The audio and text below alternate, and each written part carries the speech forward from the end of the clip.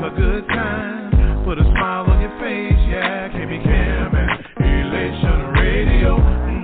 Even brighten your day and help you through the night. Bringing you good music. KB Cam and Elation Radio. And here's your host, KB Cam.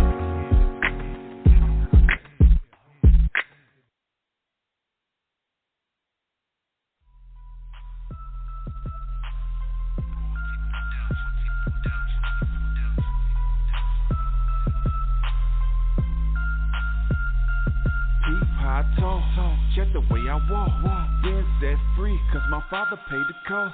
No, I'm not perfect, God just forgave me. Got a new swag, praising Christ like I'm crazy. This my Christ swag, yeah. My Christ swag, yeah. This my Christ swag, okay. My Christ swag, yeah. This my Christ swag, yeah. My Christ swag, yeah. This my Christ swag. My Christ swag, yeah. Yeah, I'm from the streets. South of the arch, man, where I used to drink, roll up, and used to spark, man. Now I got my head straight, shining like $1 million. Christ elevated me, going past the ceiling, bruh. St. Louis fitted, God Squad t-shirt. Homie, how you doing? Pleased to meet you, this my rebirth. Addicted to the word, it's pumping through my artery. Faith on the meal, the swag is a part of me. Now my glow bright, soul's been redeemed. Covered in the blood, no shower, cause I'm clean. Done playing games, rid of the Xbox, almost flatline. But Christ made my chest pop, walked on the edge. The devil made me wobble. Jesus took the wheel, fast forward full throttle. Still in the hood, got that street slang. Mixed with the spirit, it's a G thing. Peep how I talk, check the way I walk. Been set free, cause my father paid the cost. No, I'm not perfect, God just forgave me. Got a new swag, praising Christ like I'm crazy. This my Christ swag, yeah. My Christ swag, yeah. This my Christ swag, okay. My Christ swag, yeah. God Squad, bruh. Yeah. My Christ swag, yeah. This my Christ swag. Party, yeah. My Christ swag, yeah. Look. My whole style come from Christ, yeah. So own it, no sir, you can't put a price. Like white on rice, I got his blood on me. To be honest, I just care about my guy, homie. And if I'm only living for him, it don't really even matter what y'all think of me. Opinions, you can let them be. I'm killing it, I let them see the old me is gone. Keep the demons on my heart, then Christ found a home. Yeah. No more Patron or nitrous. I might just give God a praise with my best. He's highest, glory in here, hallelujah, yes sir.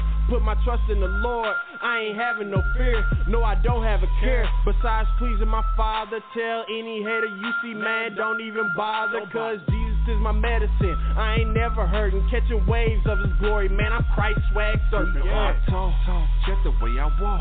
Been set free, cause my father paid the cost. No, I'm not perfect, God just forgave me. Got a new swag, praising Christ like I'm crazy. This my Christ swag, yeah. My Christ swag, yeah. This my Christ swag, okay. My Christ swag, yeah. This my Christ swag, yeah. My Christ swag, yeah. This my Christ swag. God Squad. My Christ swag, yeah. Okay, I get it from my father. Head to toe swinging on that word, that's the motto. Used to be a up or down flipper like the Lotto. Roll with big drinking ST, old squad though. Now I'm aiming at the world with that blessed scope. Hard repetition, stay flexing, holy rollers know. When you see that light shine, this ain't baby dough. He ain't got a VVS on him, what a freak show. No, but I'm close with my father though. I ain't Leroy, but the boy got a lot of glow. Took a whole lot of laying out to kill his ego. Missing my whole purpose like Shaq with them free throws. If you rap in vain, can't edify the people. Swag on 100, gaining speed, adios flow. And I'm top flow, reaching for his glory. You think I got some swag? Christ the one that poured it on me. I talk, check the way I walk. Been set free, cause my father paid the cost. No, I'm not perfect, God just forgave me. Got a new swag, praising Christ like I'm crazy. This my Christ swag, yeah. My Christ swag, yeah. This my Christ swag, okay. My Christ swag, yeah. This my Christ swag, yeah. My Christ swag, yeah. This my Christ swag. My Christ swag, yeah.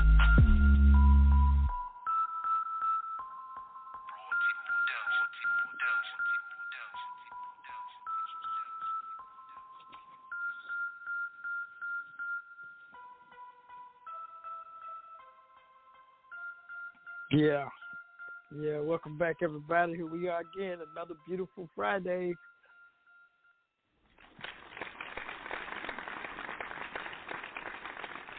Gotta thank you for that intro. Oh, what a great day this is. Another great one. Today, I was kind of talking to one of my friends, and I started thinking, and just crazy because I'm kind of a hard guy to be friends with. And I started thinking, and wow.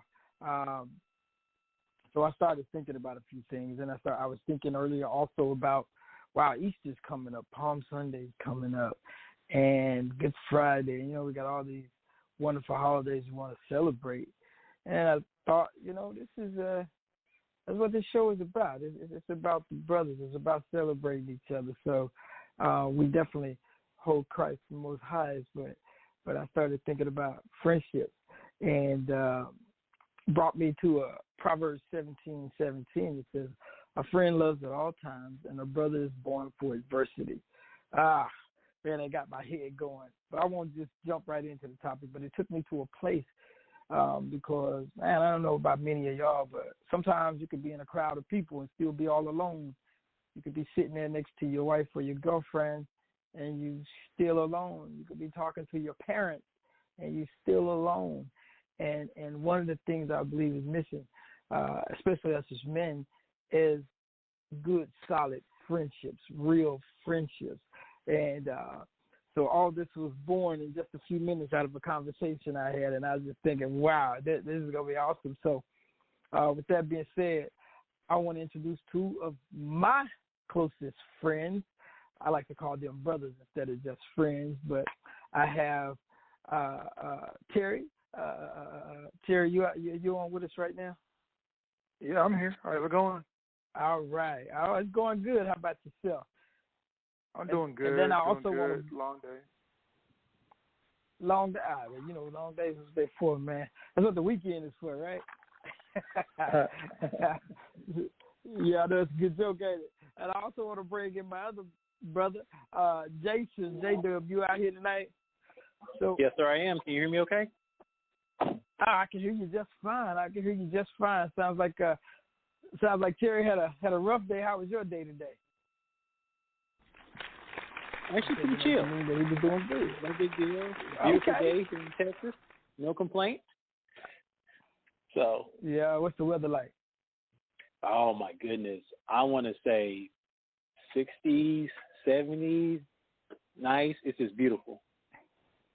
I'm jealous. It's the 60s up here, too. So I introduced the topic already because, man, I just thinking about that. And it was born out of a brief conversation I had with a friend. And it's awesome to me because I love it when God shows us things when we least expect it. You know what I mean? So personally, I want to start out by saying I think that every one of us as men, we should have good male friends around us. I think that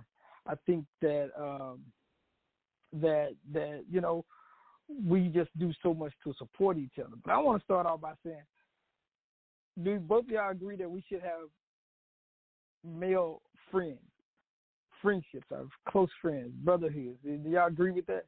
Yeah, I think that's definitely yeah. So what would you call? How would you define two guys being friends? How would you, if somebody didn't know that they're looking for a really good friend, they're saying, well, but most of my friends are girls. I'm talking about men here as brothers. How would you define that male friendship? I know for me, I think the word brotherhood kind of encapsulated it, right? It defines a bond between two people who, goes beyond just hey, we hang out together or we got common interests, So I like when if I was describing what a good male friendship would be, it'd be like brotherhood. Brotherhood. Okay. How about yourself, Terry? I'd say the same. I'm thinking more in terms of, excuse me, being able to how can I say this? Yeah, brotherhood, but also there's more to it than just the brotherhood. Does that make sense? All right, like there's more to it. Yeah, go there. There's more to it. Okay. There's more to it, and everything is, and it's got to be reciprocal. The relationship has got to be reciprocal. I'm thinking in terms of, it can't be just one sided. It got to be reciprocal.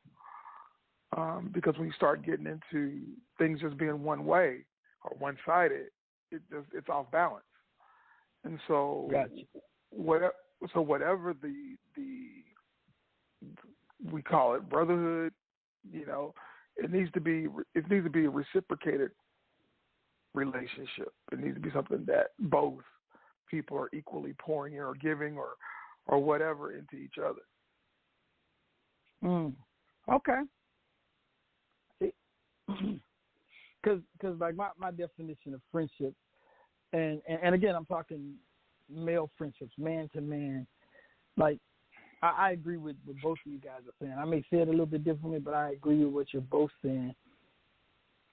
Because I believe it is a brotherhood. It's a level of camaraderie that runs deep. It holds you two together, whether it be a similar interest or just some of the things about life that y'all relate on. And sometimes I think that in a brotherhood, and this is the thing about a lot of men who in my experience, a lot of men who don't understand what that close bond is. Sometimes they think it has to be something tangible, and I say that it just runs deep. You have a spoken and an unspoken commitment to one another. I like to go back to a song that it's a secular song, but there's a song by a deceased artist, Tupac, and the song was called "Never Had a Friend Like Me." And in that song, one of the verses, the chorus that he quotes is he basically says, "You ain't never had a friend like me. My enemies are your enemies. You ain't never had a friend like me." Then he says, "I'm down for you, so ride with me." And some of us, I know that that may sound vague, and a lot of people don't understand what that means. But for me, we always hear ride or die. We say, "I'm your ride or die," or "She your ride or die." Mostly that I've heard it speaks of a woman being down for her man, that woman. But as boys, as friends, as close friends, we have something, a bond between us that no matter what, it cannot be broken, or let's put it this way, it is extremely difficult to be broken. And the reason I bring that point up today, because originally I wanted to, I got to admit, originally today I wanted to talk about Palm Sunday, and I wanted to talk about how Jesus was able to speak to men, and men would follow him. And I think throughout the Bible, there's only 2 or 3 men that he spoke to that didn't follow him right away, right? But there was a few. I'll say it like that. But I wanted to speak on that. So I'm not going to go into the Palm Sunday. I'm going to stick with the whole thing about friendship, because, man, it's really important that we have close friends. And I want to put this out there because there is a certain power that having a male friendship holds for us, right? There is a certain power. I mean, can either one of you think of if you didn't have a close bond sometimes, or have you met anybody who didn't have close bonds or have a close bond with a male friend, and it may have seemed like, or have you experienced it, and it may have seemed like that you just didn't quite have a grasp, or they didn't quite have a grasp on what life could really be? Have either of you ever experienced that? And if you have, you know what I'm going to ask you. If you have, explain that a little bit for us. Well, I come across all the time guys, and not saying this is a problem or anything, but are having mostly female friends. And it's interesting how they approach problems, how they approach their perspective on life. And sometimes I equate it to, not having guys around they're close to that you can open up and share with and to be vulnerable with. And, so I think, it's so imperative that, they always say if you put 5 broke friends, you're definitely going to be the 6th, right? So I do believe there's a lot to be said about the people you surround yourself by and how they kind of influence you and guide you. So, when you see those guys without that, there's just something missing in them and how they approach the world and some of their perspective. And I'll tell you, typically those guys, they really want that male friendship because they feel something's missing. They're like, we got all these females and, something just ain't right. I can't talk to them about certain things. And I can't connect with them on certain things. So, it just brings an importance to that male relationship. Now, these certain things, what kind of certain things are you talking about? I mean, I've had male friends. Like struggles with, dealing with women. I mean, it's not hard. It's not easy to talk to a woman about dealing with. Yeah. Okay. Because that is one thing, and it's funny because as I'm talking here, as I hear you talk, I'm also thinking about, man, who was your first male friend, Terry? Do you remember the first male relationship that really truly meant something to you? It could be family, or it could be outside the family, or it could be a cousin, whatever. It was. Do you remember? It was high school. Yeah, I remember. I remember. It was high school. I was a year ahead of him. We played baseball together. We pretty much we played summer baseball. We played high school baseball on this baseball team together. We pretty much were just lockstep. And it was a white guy. And we were really close. Chris London, I remember. Yep. I remember that relationship. But so what made that a close relationship, though? I mean, you still obviously remember his name. What made that relationship so close? Well, one, it was kind of really weird. It was like he was adopted by his parents, and he was the oldest. I was the youngest, but yet he always felt like an oddball, and I did too. I always felt like an oddball growing up, and that's the reason why we connected so with our oddballness, and we both really into baseball, so I think that was another thing, and so he wasn't one to be out dating a whole lot of girls or anything like that. And he was just pretty much, like I said, he was an oddball like me. And so we were just really, I think that's what really drew us to each other, was our oddballness. And like I said, as well as baseball. But yeah. Just kind of feeling like we were the kind of the outcast, or per se, or not not with the in crowd per se. And like I said, that's what really drew us to each other. And we had, like I said, we had a lot of other things in common. He was actually involved in his church. He was involved with that, and I was involved with church. I mean, so we shared a number of things in common. And that was really something that really just grabbed me. It was, I don't know, it was very, like I said, it was kind of a magnetic kind of thing, being that he was a year behind me, and how we just really connected, and how we became best friends. So how about you, Jason? For me, I had a friend in college. I mean, not college, it was in high school. And we just kind of grew up. Well, our families knew each other. And similar to you, Terry, we connected because at the stage of our life, we were kind of different, right? So he was a big, huge guy, 6'7", 300 pounds, but he was a teddy bear. He was super soft, right? And, he just really didn't fit his image. And then I was the same. I was a little nerdy kind of guy, but I was super athletic, and I was super, into certain things. And, so we kind of connected and bonded there. And it was always fun because we always kind of went out and just hung out and did things. And, he had a spirituality about him. I grew up in the church and so did he. And, so although we did a lot of exploring of the wild side, we really neither one of us really got into it. So it was kind of like, it was a good, safe friendship because it allowed me to kind of explore the world, but never get too far over, my comfort zone. Mm-hmm. See, and the one thing, and it's funny. So it sounds like both of y'all had close friends, but y'all were so similar. Y'all liked a whole bunch of the same stuff. I've had friends. I always tell people, all of my friends, like if I put all my friends into a room, which ain't very many, but close friends, the 3 or 4 that I have, I don't know if they would actually get along. I always tell people they probably wouldn't even like each other because, for me, having male friendship, it's like, how do I say it?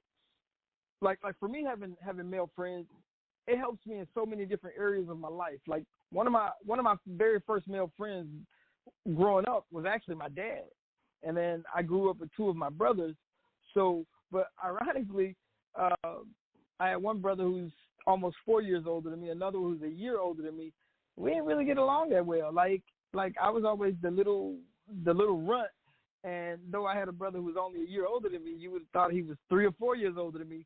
And the closest at that point in my life when I was young, I'm talking preteen, I'm talking probably 6 or 7 years old, 7, maybe 8. My dad was the closest friend that I had at that point, but he brought something to the table. That's why I wanted to talk about male friendships today. My dad brought something to the table that no other man could have brought to the table for me, and that was he was a role model. And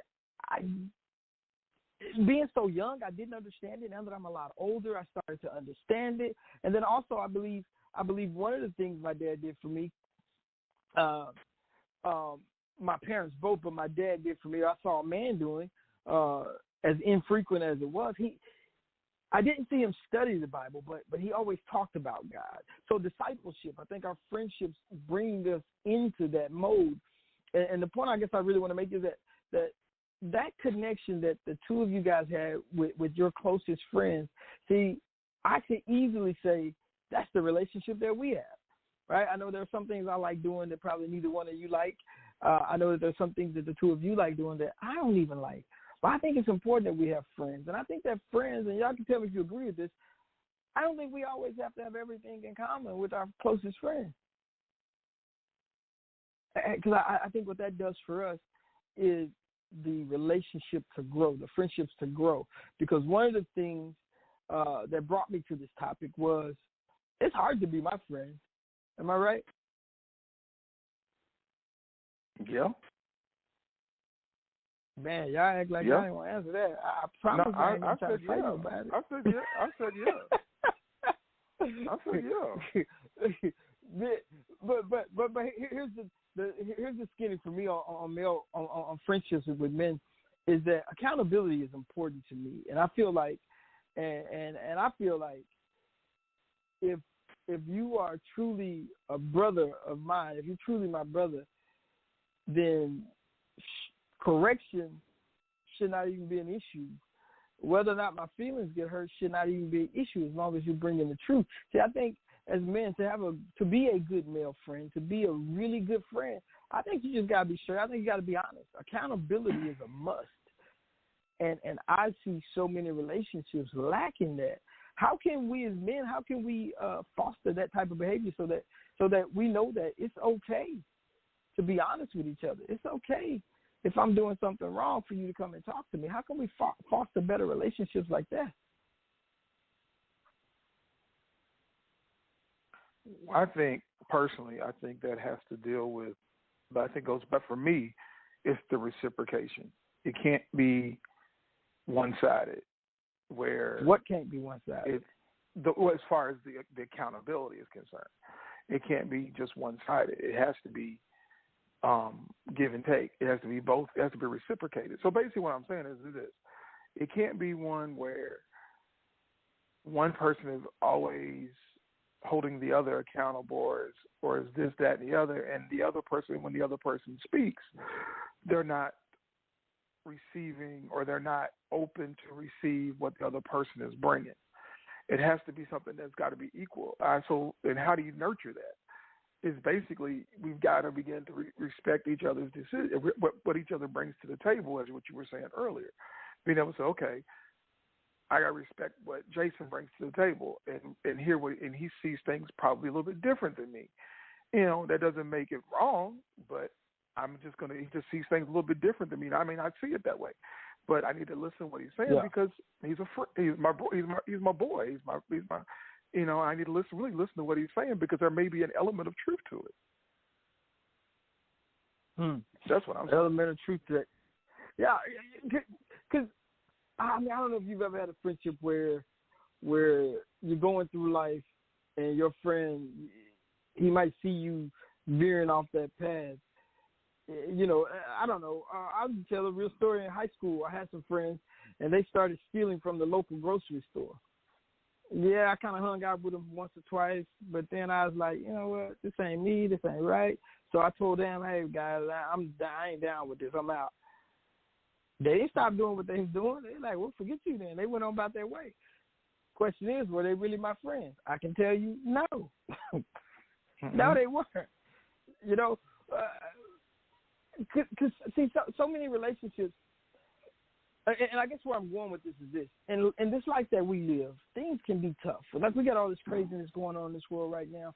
But what if we all had really good friends, real friends, that told us when things were wrong, when we were about to do something wrong? What if we had a real friend who was not afraid to tell us, man, you're wrong for that? What if we weren't worried about it? Because I believe that being a friend, having a true friendship, it doesn't mean you got to apologize for every wrong thing you say.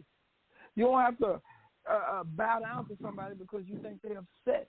So I think being a real friend is what I call toeing the line.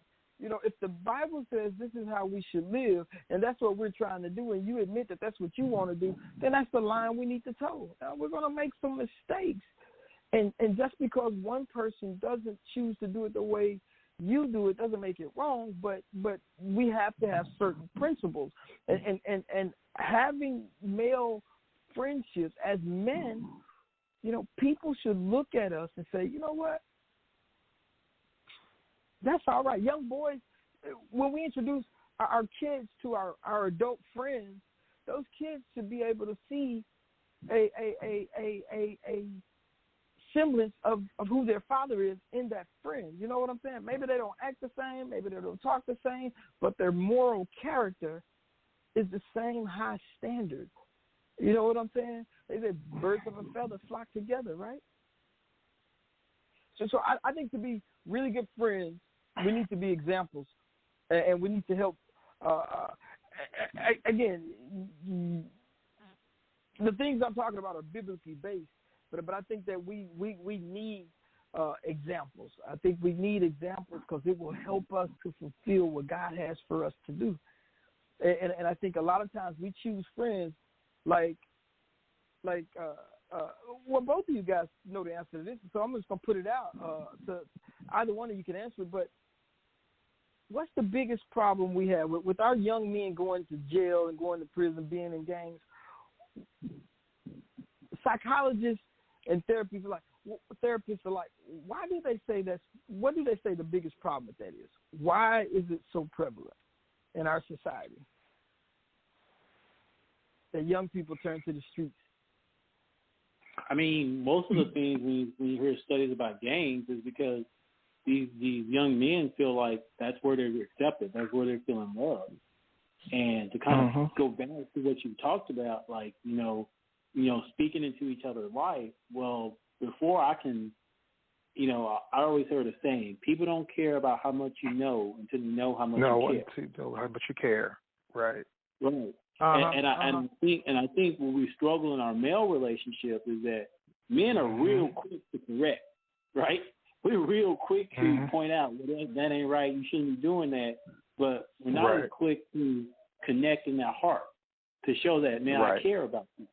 And I think the problem is we want to do it. We do, because most of the things when men are correcting, they're doing it from a place in their heart that they really, truly do care.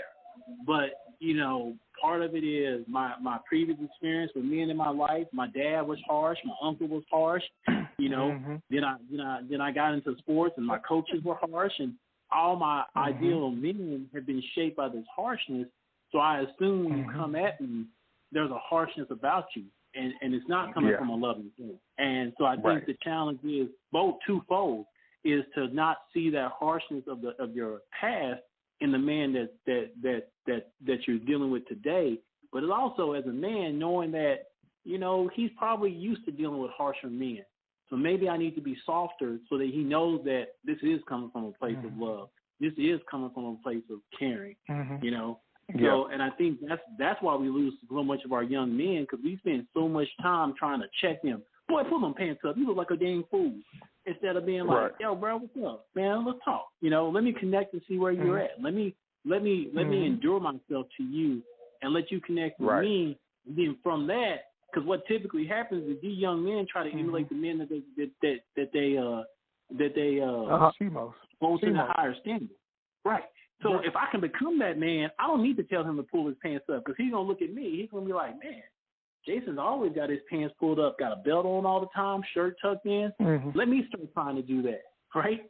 So I think when we especially talk about our young men, we always want to spend time to try to check them and correct them instead of being like, man, they've already shown you the model. They see people and they want to emulate them.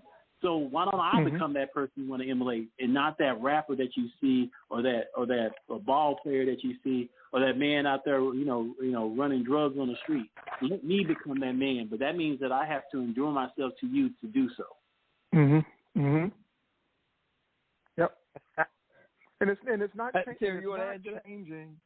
Yeah, it's not changing what's being said, but what it's doing, it's allowing what you're saying to be palatable, to be received.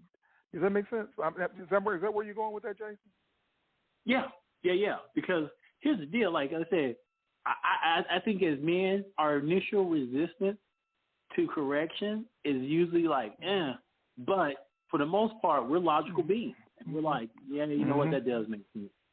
I've had many guys, at first they say something to me, and I'd be like, man, a case in point, my first ex-wife, her dad said something to me, and I can't say I like this man. I can't say he's a man on my favorite thing, but I'll tell you, I can say what he said to me is true. He said, like, men don't grow up until they're 40. And here I am, a brash 28-year-old. That old man don't know what he's talking about. But I can still reflect today and look at that man, even though I have these personal feelings for him, and say logically, yeah, he was right. Because when I was 28, I wasn't ready to be the man that I needed to be. So I think men can receive that correction. But once again, it's that relationship that has to be built first.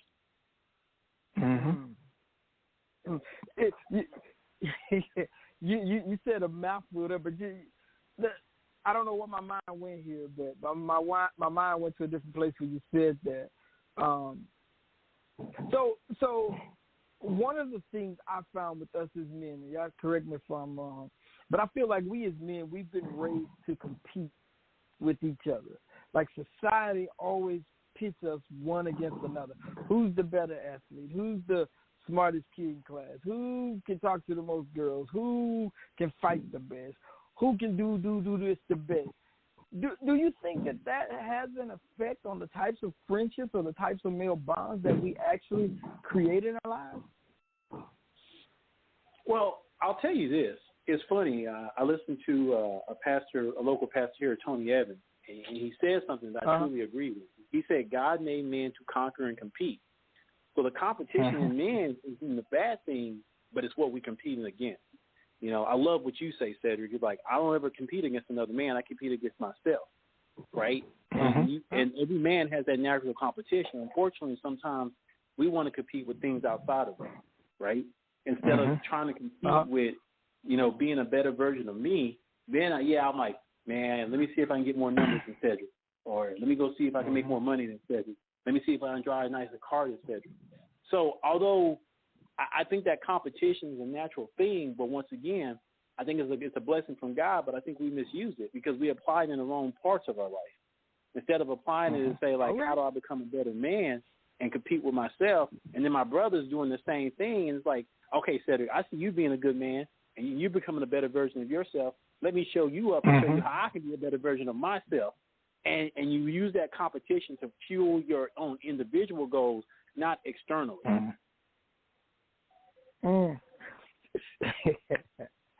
See, wow, Terry, you want to add something to that?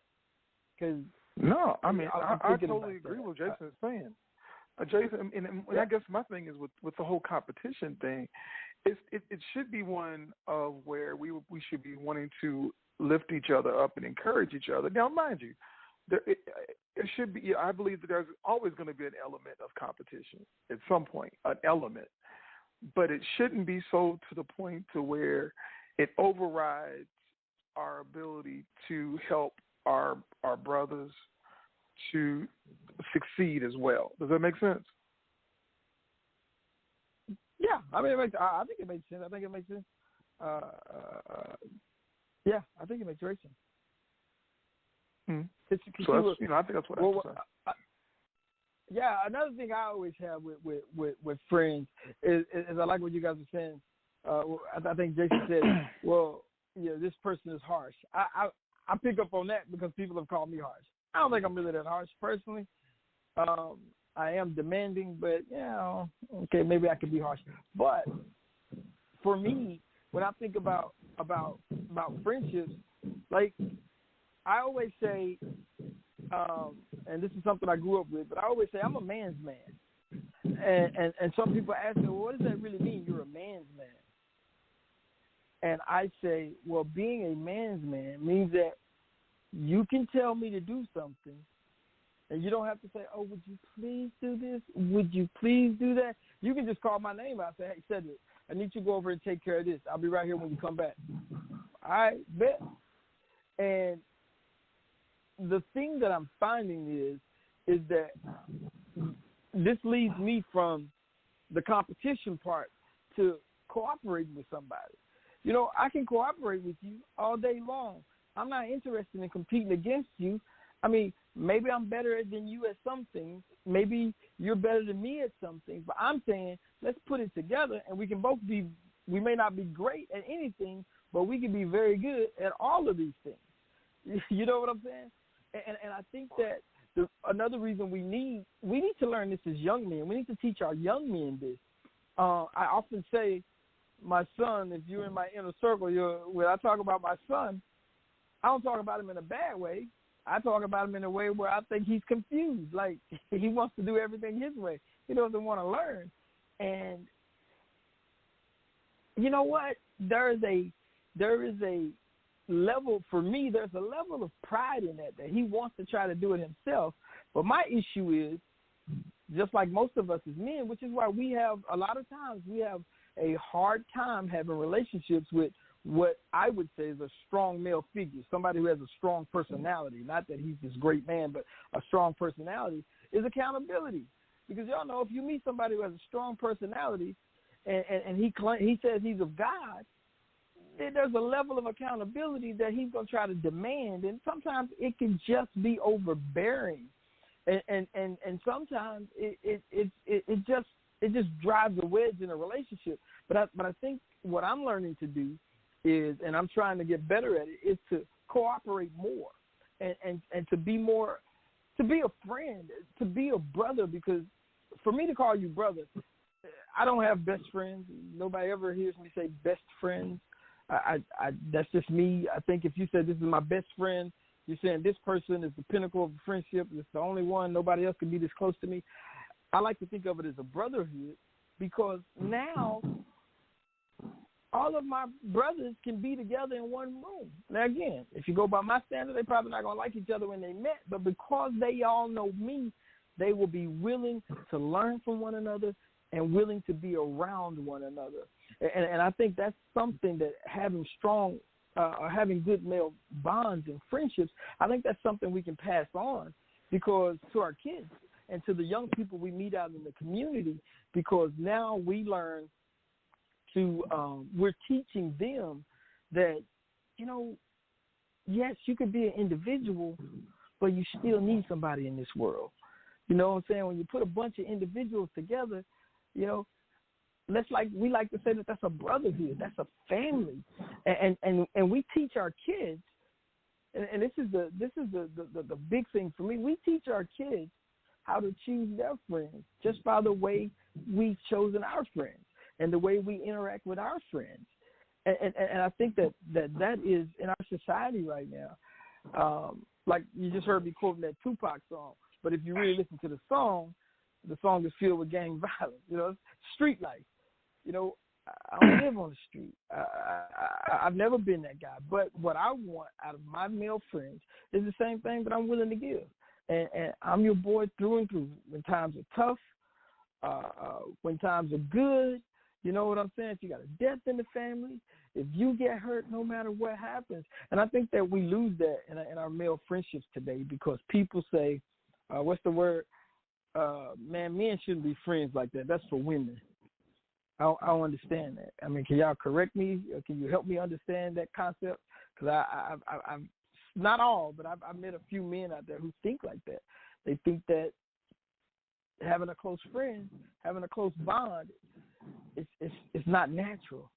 And Terry, you often used to talk about this a lot about David and Jonathan. You want to expound on that, on their relationship for us a little bit, David and Jonathan? Jonathan was the son of Saul, and David was brought in to be more or less the armor bearer to Saul, but the rightful person to the throne, next person would have been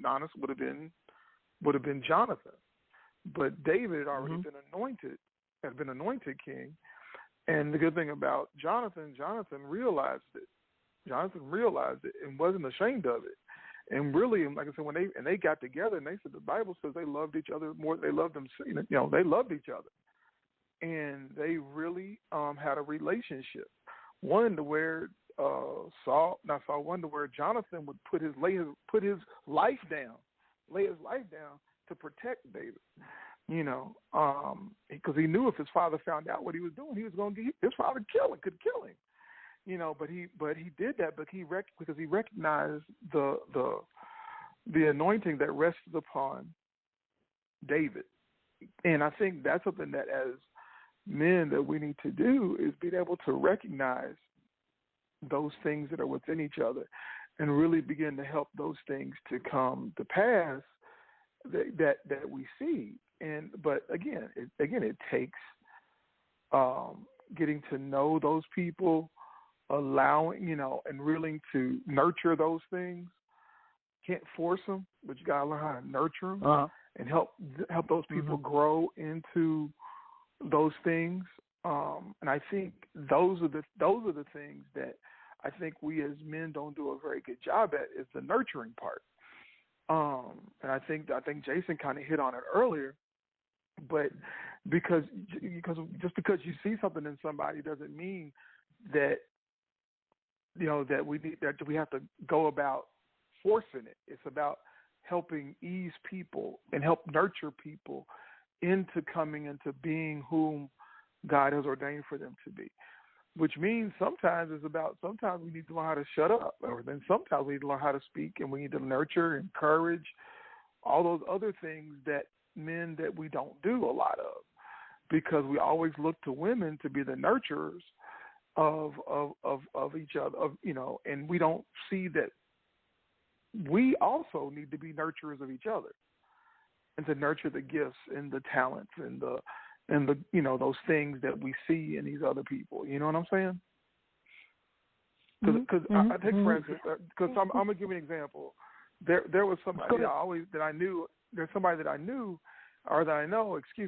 I always said, something, I really want people to see the person that I see in you. And I would always kind of be like, something, not try to slam the person in front of people, blah, blah, blah, blah. And also, but try to help nurture the individual to the point to say, hey, you can be that person. You can be that person. and that I see. I don't see, you come across hard, you come across, brass or whatever, but that ain't that ain't real. That's what you want people to see, but that ain't real, for real. What's real is that you're a teddy bear, and you don't want people to see that you're a teddy bear.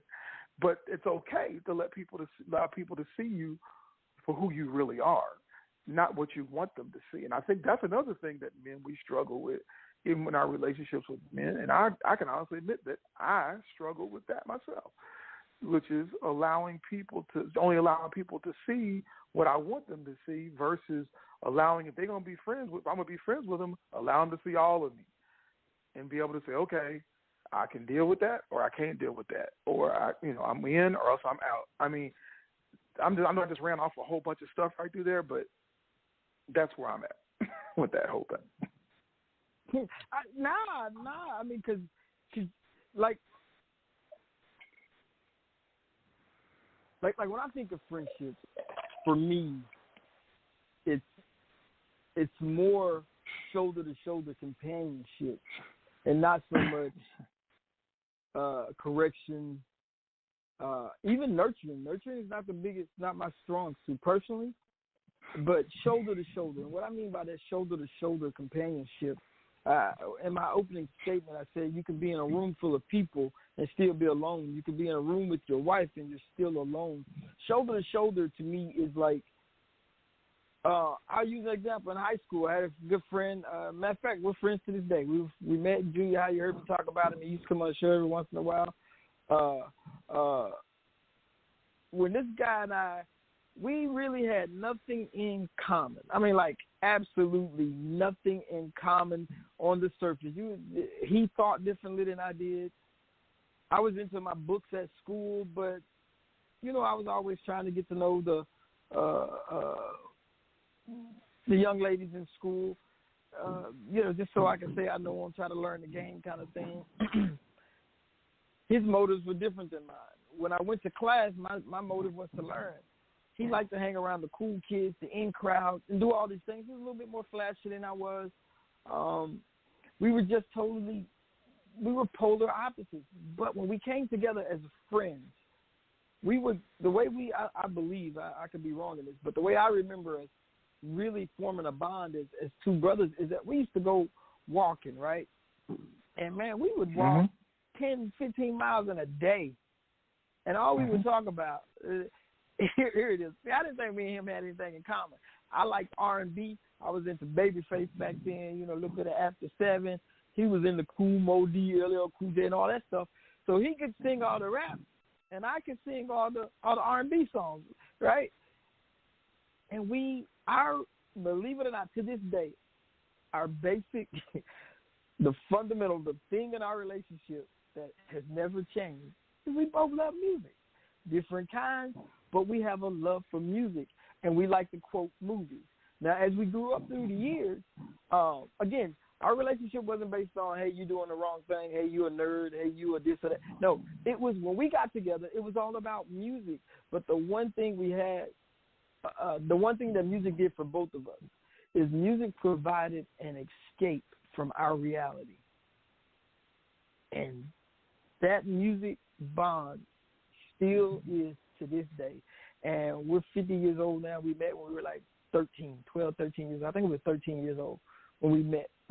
And our bond, I mean, our relationship has grown, but we have the type of relationship where me and him, we could be driving down the street, we ain't saying nothing to each other, and I'd be looking out the window, he'd be looking out the window, we'd be listening to the music. Our heads would be bobbing to the music, and that's it. We don't have to talk. But I knew that if we were together, I had a friend. Now, I'm happy to say I have other friends like that to this day, but I believe that as males, Terry, you hit on something for me. I believe that as men, and my big thing is I'm all for nurturing and all of that. I don't know that I'm great at it or I'm not good at it. I don't know. I just try to treat people the way I want to be treated. But I think as men, I really have a tough time with the nurturing part. That word got stuck in my head, the nurturing. And I think that there are definitely different ways for us to help each other get through situations. But I think I struggle on that part. I could be wrong, but I think I struggle on that part. I do want to ask a question as I finish that dialogue. Is this right here? So, how is having strong male friendships? How has that changed you as a person over the years? So that's for both of you, so you can go one at a time.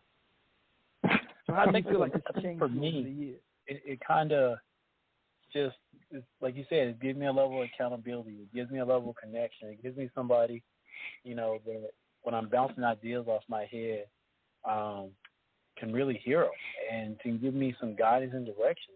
And, in whatever aspect of my life, whether it be parenting, whether it be relationships, whether it be my church service, having a guy that I can trust, and not just hear his voice, but know that, you know what, you are somebody I can trust. You do have my well-being in place.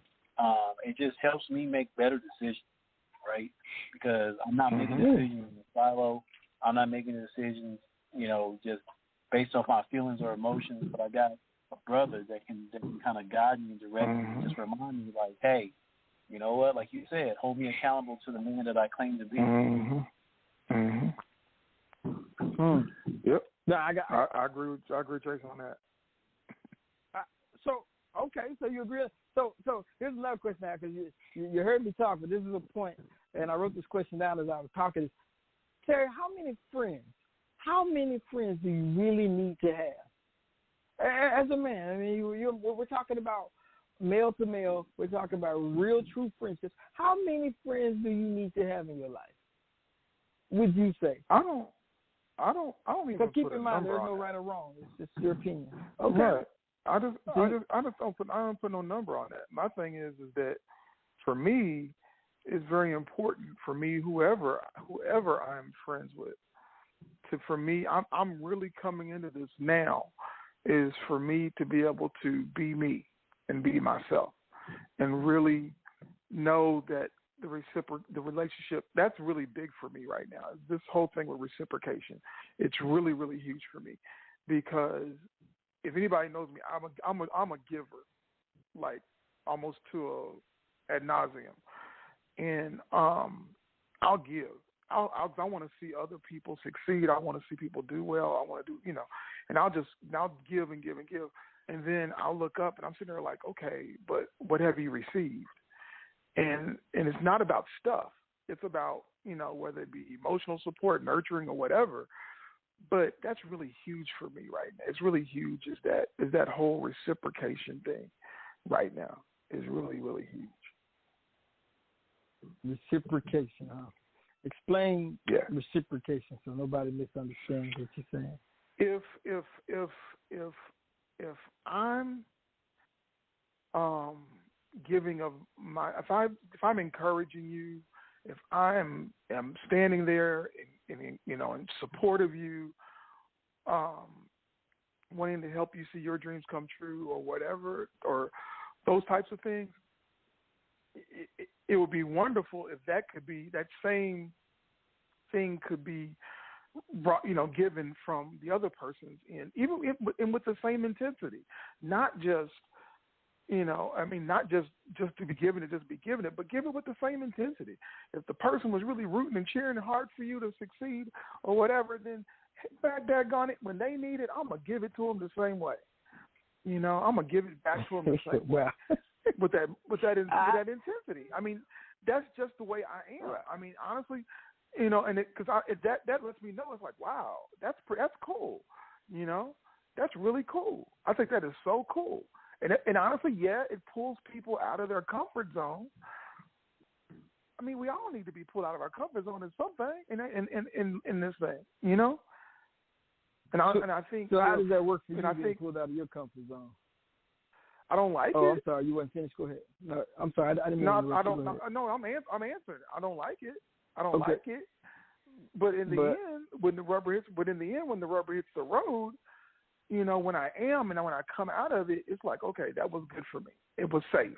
It was I was scared for no reason, you know, and so I guess those are the things, but it's really about the other person and both of us really getting to the point to where this whole thing is really about, you know, so let's help each other grow, you know, and let's create an environment within the relationship to where it's not one of criticism or over beat down or this, that, and the other, but it's one of where we support each other, where we nurture each other, where we help each other to grow, you know. And I guess and let's reciprocate. Let's be reciprocal for each other, because that right there, for me, that helps build trust.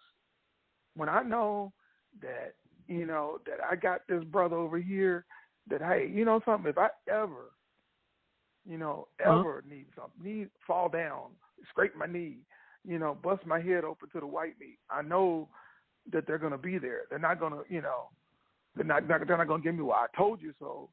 You know, they ain't going to give me none of that crap. They're going to be like, you know something, come on, let's get you fixed up and let's get you back there. Let's get you back in the game. So I'm listening, and I got to ask a question. I'm going to you first, Terry, and Jason, you can handle it second. So do you have like a mental checklist you go through for your friends, people you meet? You say, okay, he can be a friend, he can't be a friend. Do you how do you go about even selecting who's going to be a friend? It's not a mental checklist. It's not a mental checklist. It basically what it is this. Like, take for instance, there was somebody that I used to go. They used to go to the church, and for whatever reason, certain people thought that we and I were close. No, there was no way, because I knew that they could not be trusted, and there was so that relationship right there only went so far. It only went to the point of boom. And now, mind you, I didn't tell anybody else that. I kept that to myself. But my thing is, I realized early on, okay, you can't keep a secret, which means if you can't keep a secret, that means that, you know, the Bible says you got to be able to hold your brother's secrets, or what your brother tells you, you know, because if you're not, you're going to be seen as a liar. You're going to be seen as a fool, untrustworthy. And that's what the Bible says. And I saw him as that. You know what I'm saying? So I wasn't going around tooting the horn on it, but that's what I saw him at. So I didn't have a mental checklist, but what I did do, I look at people's actions, and because people can tell me to their blue in the face, oh, I'm here for you, I got your back, I got this, I'm that. But what does your reaction? How does your actions show that? You know what I'm saying? Are your actions showing that? And that's what I'm growing in that area. Because people can give you lip service all day long, but can you really follow through on what you're saying? I mean, I'm gonna give you an example. And this happens. This was all three of us. The three of us. The one show that we missed you on. Remember that, Jason? Hello, Jason? Yeah, I remember that a couple weeks ago. Yeah, a couple weeks ago, and we both were like, okay, that's not like Sedric, didn't we? We both were like, that's not like him. And I said, I'm going to go over to his house. He's like, yeah, go do that. He said, I'll take care of everything else. He said, let me know when you get there what's going on. And it was like, because, see, there has to be a certain rhythm. For me, it's like a rhythm to the relationship. If somebody does something or doesn't show up and it's out of character or something like that, then because I have a relationship with that person, the rhythm has been thrown off. You know what I'm saying? And I need to try to figure out what happened to that person. And that's what happened that day. What did I do when I get there, Jason? I called you, didn't I? I called you when I got to Sedric. And I walked you right through it. I said, I'm going into his front door, and I'm going to find out what's going on. And I didn't hear anything. I didn't see anything downstairs. I went upstairs, and lo and behold, where was he at? Knocked out. You know, but I'm just saying all that to say is that it required action. It required action. You know what I'm saying? I just couldn't sit there and say, well, I'm concerned and not do anything about it. Does that make sense? Yeah. You know what's funny as I hear you tell the story? The funny thing that jumped out to me was, man, that was awfully dramatic. I would have just showed up, went in the house. But that's the beauty of having friendships, and this is one of the things people need to really understand is that when you have real friendships, deep friendships, it's okay to be different kind of people. And for me, that's the thing, because growing up, I'm gonna be honest with you guys. In my head, when I was younger, my friends had to be a certain way. They had to look a certain way. They had to act a certain way. They had to dress a certain way. And I had all these requirements for friends, and here I am, a little kid, don't even really know what he's doing. But as I've grown up, and one of the questions that I even have for you guys, I think I may have already asked it, was how, what's the word I was looking for,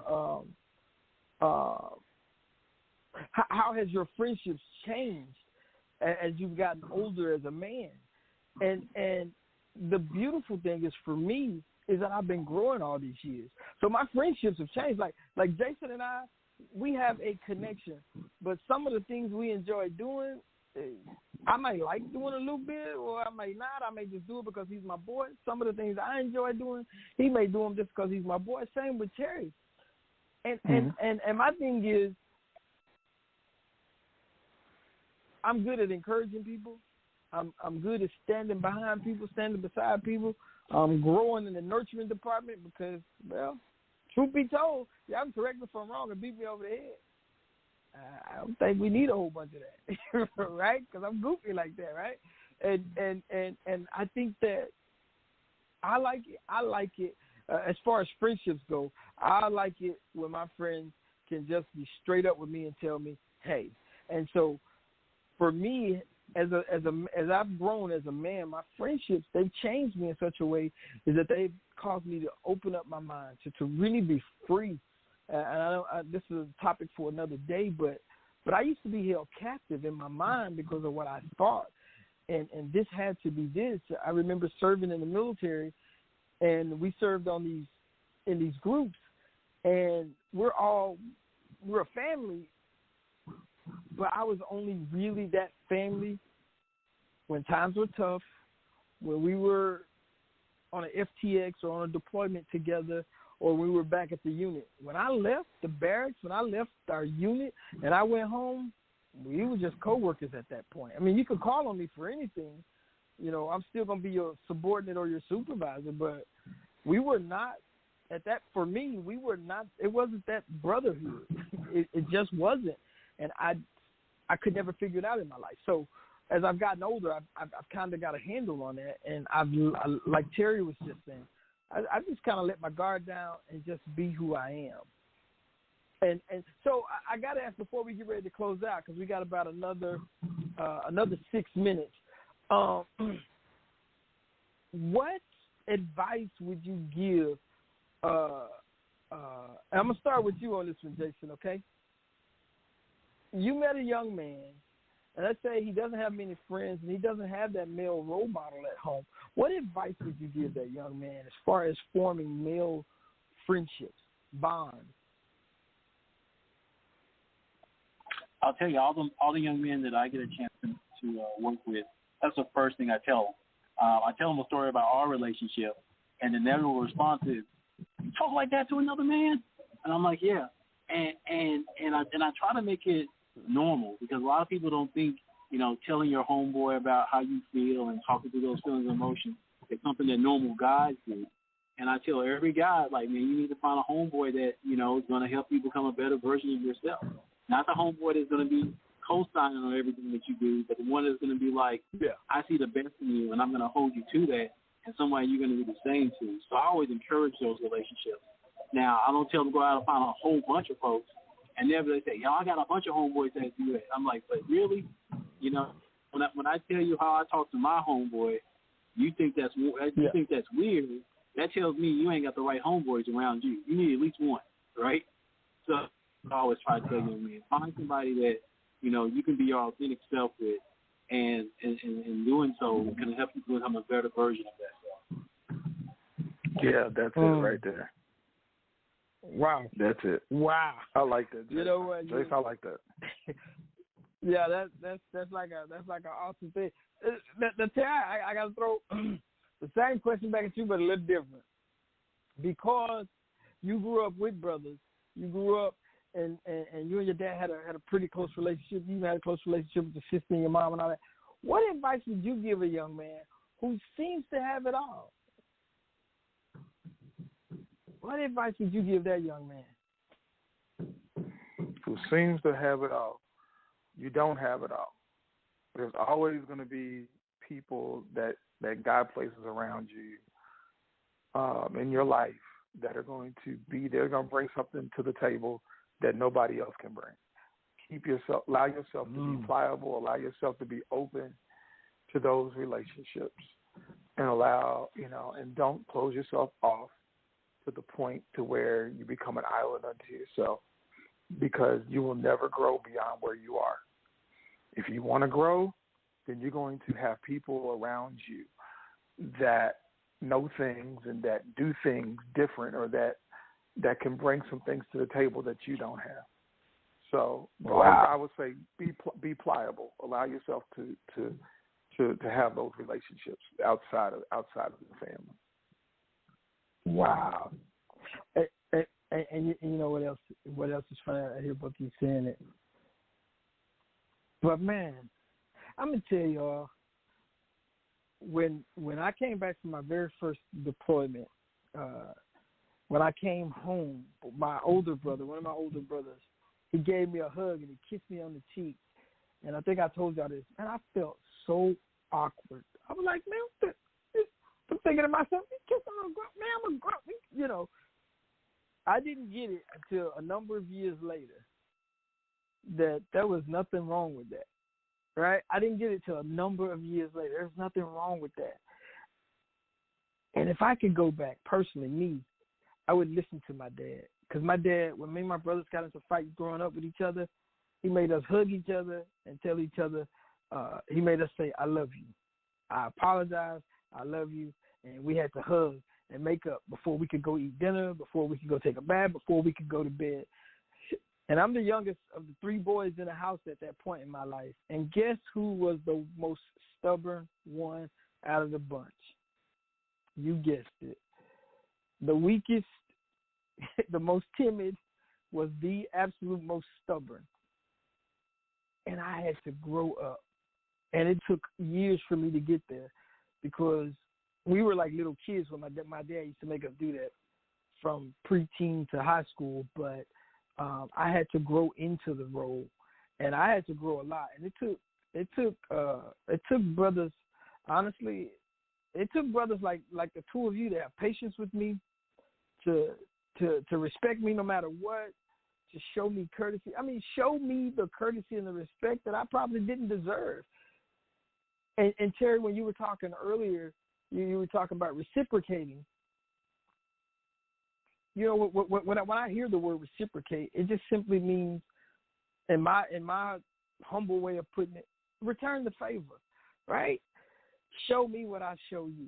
You may not do it the same way I do it, but if I give you a pat on the back or an attaboy, it's okay for you to give me a pat on the back and say, good job, well done, keep up the good work. I'm cool. Words of affirmation, they work. And us as men, our society today has made life so difficult for us. And I'm just going to be honest, especially for us as black men, y'all know the whole emasculation process. They want to take away our manhood, so they got us thinking, so they throw words out here. And then you got one group of people who want to treat you like this or that and this. And it seems like we're constantly struggling. Tell you the times when I never struggle with who I am, my manhood, the times I never, ever have to call it into question. And I'm just going to be honest. It's the time I spend with my brothers. I'm my boy. I never feel like I got to be bigger than, better than, tougher than. I don't never feel like that. I don't ever feel like I have to impress the two of you. See, when I call you friend, when I call you brother, you'll notice, because I don't have to impress you.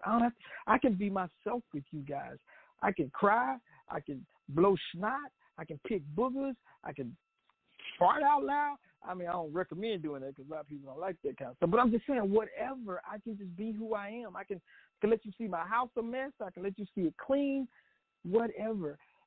And more than anything, and I think this is really important, more than anything, is that Jonathan David relationship. You know, we go to war together. Matter of fact, if you can't go, I'll go in your stead. I will go for you, and that's what it means to me. And that's what the whole thing about having a good male friendship is, because you become my role models. You know what I'm saying? You become my companion. You know, we can experience life together. And I do want to put this out there. I really have to. I feel like I need to. I don't know why, but ain't nothing about what we're talking about. Nothing about this is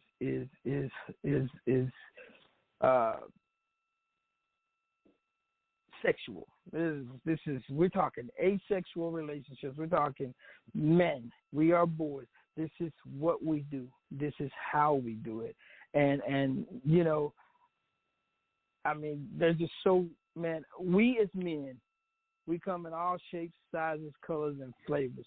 But the most important thing is that we're men and that we understand that. So we want to raise up a whole new generation to do just that. Be wonderful men and be productive in our society. So with that being said, our relentless pursuit for this week got a homework assignment. Form a male bond. Help somebody form a male bond. Let's keep growing together. Find something you love. Embrace it. Chase it. And that is your relentless pursuit. This is Minister Sedric. Sister Kim, if you would cue us with our music. Thank you. God bless you. Have a wonderful weekend. We love you.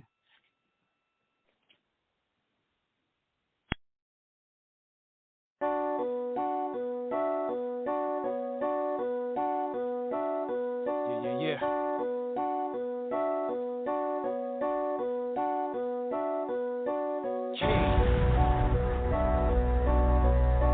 You know, it's not what they call you, it's what you answer to. Let's go.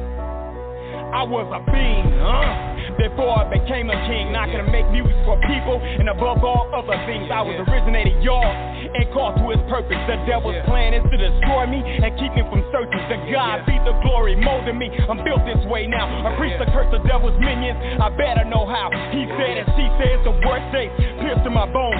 Break me as he remake me, even by sticks and stones. Can we get along? I'm going home as I walk these streets. You can stack my second life. There's nothing you can call me except for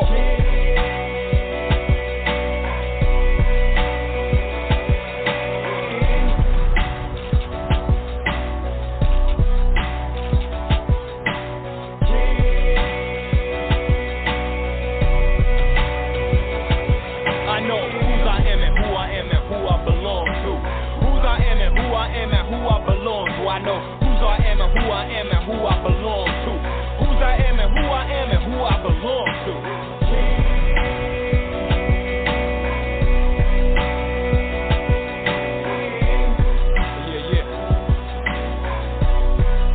Yeah.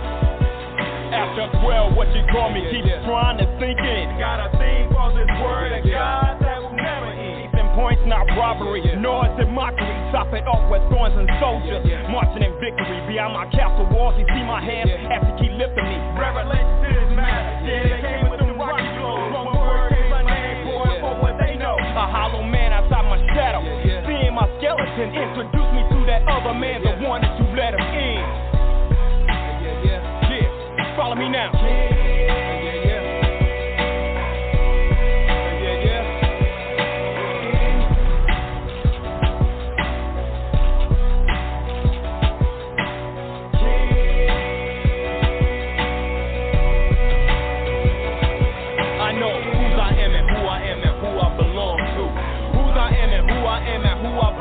I know whose I am and who I am and who I belong to. Whose I am and who I am and who I belong to.